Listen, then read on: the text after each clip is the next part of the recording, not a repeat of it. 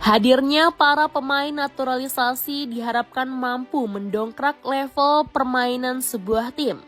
Namun harapan tersebut tak selalu berjalan mulus.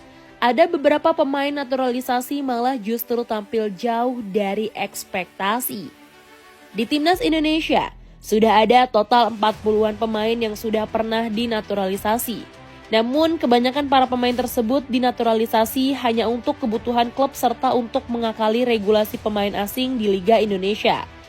Alhasil, banyak pemain-pemain naturalisasi tersebut melempem kala berseragam Timnas Indonesia karena level permainan mereka sudah menurun. Nomor 7, Sergio Van Dijk. Nama Sergio Van Dijk mulai terkenal kala ia bergabung Persib Bandung pada tahun 2012. Kala itu ia baru saja resmi menyandang status sebagai WNI. Pemain yang berposisi sebagai penyerang ini mencetak 31 gol. Sebuah catatan yang tak terlalu buruk. Sayangnya, performanya di Persib Bandung tak menular kala ia berseragam Timnas Indonesia. Selama berseragam Garuda di dada, Van Dijk hanya mampu mencetak 1 gol dari 6 laga. Padahal, banyak pihak yang berharap Van Dijk bisa menjadi mesin gol bagi Timnas Indonesia kala itu. Selepas ia tampil di ajang Piala AFF 2014, namanya sudah tak pernah terdengar lagi di Timnas Indonesia. Disinyalir kegagalannya di Timnas Indonesia karena usianya yang sudah tak muda lagi. Kini Sergio Van Dijk sudah pensiun dan menjadi agen pemain di Belanda. Nomor 6, Esteban Vizcarra. Vizcarra pertama kali datang ke Indonesia pada sekitar tahun 2010 silam. Kala itu Vizcarra memperkuat Pelita Jaya Karawang, tak berselang lama ia pindah ke Semen Padang. Selama membela Semen Padang, penampilan Vizcarra begitu memukau. Setelahnya, Vizcarra tercatat pernah membela tim-tim besar Indonesia lainnya seperti Sriwijaya FC, Arema FC, dan Persib Bandung. Dan kini pemain berusia 36 tahun ini membela Madura United. Setelah 7 tahun menetap di Indonesia dan memiliki istri orang Indonesia, kala itu Sriwijaya memutuskan untuk membantu proses naturalisasi Vizcarra berbarengan dengan Beto Gonçalves. Sayangnya justru Vizcarra jarang sekali mendapat panggilan Timnas Indonesia. Tercatat ia hanya sekali saja tampil bersama Timnas Indonesia saat beruji coba melawan Myanmar. Dan itu pun hanya bermain selama 45 menit saja. Selain itu namanya tak pernah lagi dipanggil Timnas Indonesia lagi. Nomor 5, Ruben Warbanaran. Ruben Warbanaran dinaturalisasi pada tahun 2011 lalu.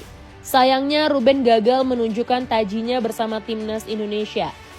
Dia pun sempat bergabung dengan beberapa klub tanah air seperti Pelita Jaya, Pelita Bandung Raya, dan Barito Putra.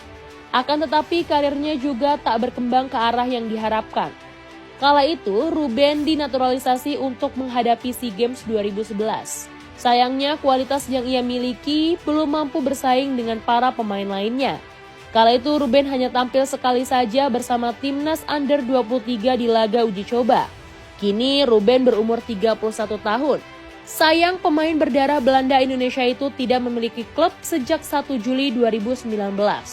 Terakhir dia main untuk klub Belanda Germania Grosbeek.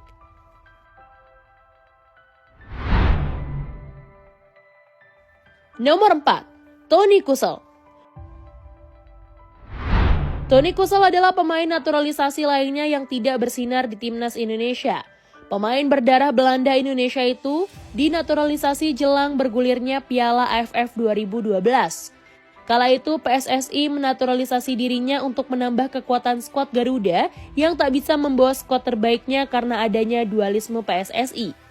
Meski begitu, Toni Kusel tak bisa berbuat banyak untuk lambang Garuda di dadanya. Timnas Indonesia pun gugur di fase grup Piala AFF 2012. Kehadirannya tak memberikan efek positif sama sekali karena diketahui Toni merupakan pemain dari klub amatir di Liga 3 Belanda.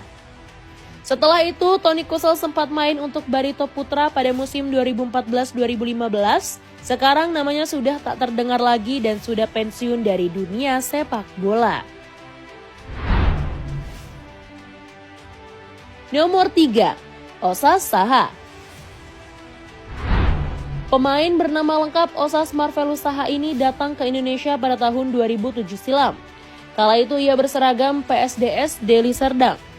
Setelahnya ia pernah membela beberapa klub Liga Indonesia seperti Persiram Raja Ampat, PSMS Medan, Perseru Serui, PS Tira Persikabo, dan PSM Makassar. Pada sekitar tahun 2019 lalu, Osas Saha memutuskan untuk menjadi WNI melalui jalur naturalisasi. Alasannya memutuskan untuk menjadi WNI adalah untuk mengakali regulasi pemain asing. Dengan usia yang sudah tak muda lagi, apabila ia masih berstatus sebagai pemain asing akan sulit baginya mendapatkan klub. Singkat cerita, namanya masuk dalam daftar panggil timnas Indonesia yang kala itu dilatih oleh Simon McManamy. Sayangnya Osas Saha hanya tampil 2 kali kala melawan Thailand di Stadion Utama Gelora Bung Karno dan melawan Malaysia di Stadion Bukit Jalil. Itu pun ia hanya masuk sebagai pemain pengganti. Parahnya kala melawan Malaysia, pemain asal Nigeria ini gagal mencetak gol penalti. Duh, kok bisa ya pemain seperti ini dipakai di timnas Indonesia?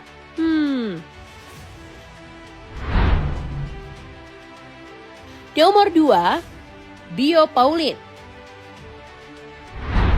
Bio Pauline merupakan bek tangguh dan menakutkan kala ia meraih kejayaan bersama Persipura Jayapura. Pemain asal Kamerun ini lalu memutuskan untuk menjadi WNI lewat jalur naturalisasi. Kala itu Bio mau menjadi WNI karena ia sudah cinta dengan Indonesia dan istrinya merupakan orang Indonesia. Sayangnya ia hanya tampil sekali saja bersama timnas Indonesia kala Indonesia beruji coba melawan Myanmar di Stadion Gelora Delta Sidoarjo pada tahun 2015 lalu. Dengan tinggi badan 187 cm dan rambut gimbalnya, banyak yang berharap banyak kontribusinya buat timnas Indonesia.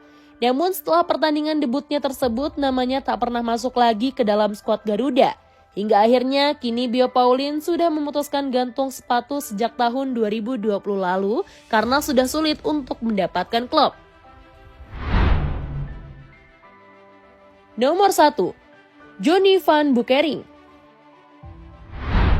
Posisi pertama dalam daftar ini ditempati oleh Johnny van Beukering.